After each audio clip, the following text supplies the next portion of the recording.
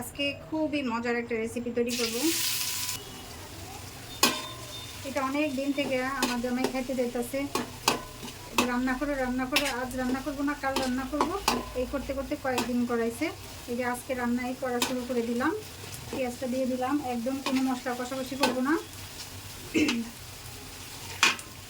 এখানে হলুদ আর মরিচ দিয়েছি, মরিচের গুঁড়াটা একটু বেশি দিয়েছি, তারপর মনে হয় একটু কমিয়ে দিলাম। এটা একটু ঝাল খেতে হয়, ঝাল না হলে ভালো লাগে না। এই যে বেশি কিন্তু সব মশলা একসঙ্গে দিয়ে দিলাম, কিন্তু মশলা বেশি কষাবো না। তারপর এখানে শুটকি, এটা হলো অনেকেরই ভালোবাসা।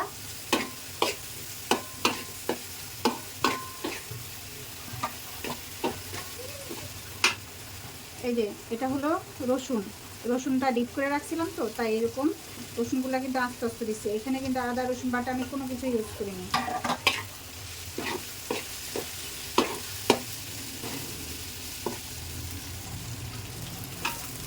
এখন এখানে আমি একটু পানি দিয়ে দিব। পানিটা দিব শুটকিটা সেদ্ধ হওয়ার জন্য। শুটকিটা কিন্তু একটু শক্ত শক্ত থাকে, আর আমি কিন্তু শুটকিটা ভেজে নেইনি, ভাজা ছাড়া রান্না করতেছি আজকে। এখন ঢেকে রান্না করব কিছুক্ষণ, একদম শুটকিটাও সিদ্ধ হবে, পানিটাও একদম শুকায় যাবে। অল্প আঁচ দিয়ে কিছুক্ষণ ঢেকে রান্না করে নিব। খুবই সহজে আর খুব তাড়াতাড়ি হয় রান্নাটা।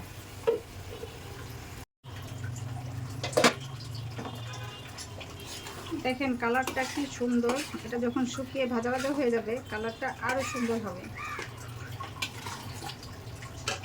আর এখন এখানে কিছু টমেটো দিয়ে দিলাম, টমেটোও সিদ্ধ হয়ে যাবে সাথে সাথে। চুলার আঁচটা একটু কমায় রাখছি।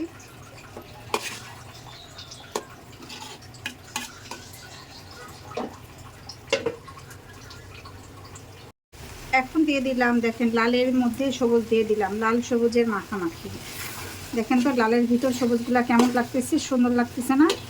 আর সবুজগুলো একটু ভেঙে দিতে পারতাম, ভেঙে দিলে ঝালটা আর একটু বেশি বের হয়ে যাবে। যে বেচারা খেতে চেয়েছে সেই খেতে পারবে না, বেশি ঝাল হয়ে যাবে। ওনার জন্য আমি আবার একটু ঝালটা আস্তেই রেখেছি।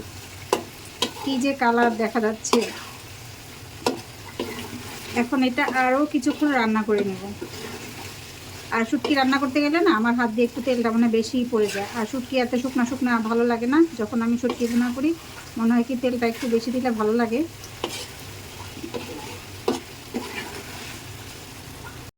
রান্না কমপ্লিট, এখন নামাই নিব। ওই যে কতগুলি তেল দেখছেন, তেল উঠে আসছে। এখন এই যে নামাই নিব, সুন্দর ফ্লেভার বের হয়েছে। তাড়াতাড়ি করে গরম ভাতের সঙ্গে এখন খাওয়া দাওয়া। রান্না করতে যতটুকু দেরি হয়েছে, খাওয়া শেষ হইতে কিন্তু বেশি সময় লাগবে না। রান্না কমপ্লিট, গরম গরম ভাতের সঙ্গে এই শুটকি তরকারিটা খেতে যা লাগে না, যদি না খেয়ে থাকেন তাড়াতাড়ি রান্না করুন, তারপর খেয়ে নিন। অসাধারণ।